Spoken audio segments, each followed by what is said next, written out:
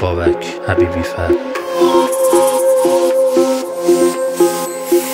دیگه مهم نیست واسه من که کی میگه عشقم جای من بد. بعد من هر کیو بیاری هیچ وقت نمیشه مثل من که نمیزد برام قلب تو هیچ وقت. میگفتم نرو به خرجت نمیرفت. هرچی فراموشت کنم باز یادم نمیره اسمت به هیچ وجه.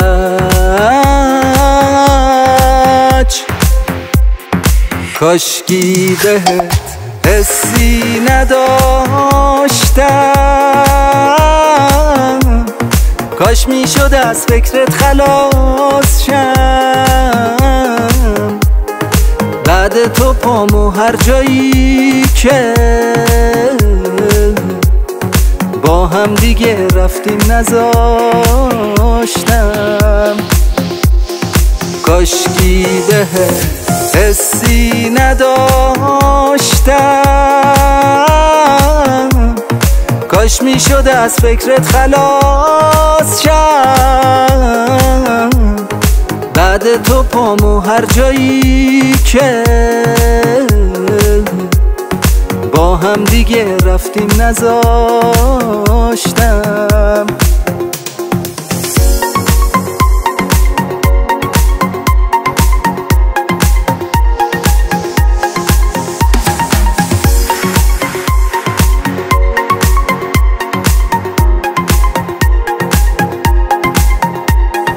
رفتی بدون تو شبا فکرت منو تنها نمیذاره. اینجا یکی بدون شب به خیر تو تا صبح نمیخوابه.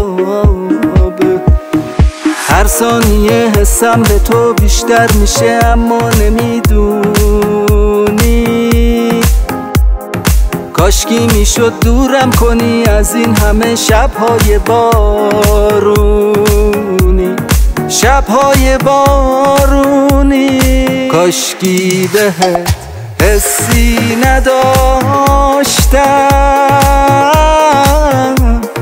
کاش میشد از فکرت خلاص شم. بعد تو پامو هر جایی که با هم دیگه رفتیم نذاشتم.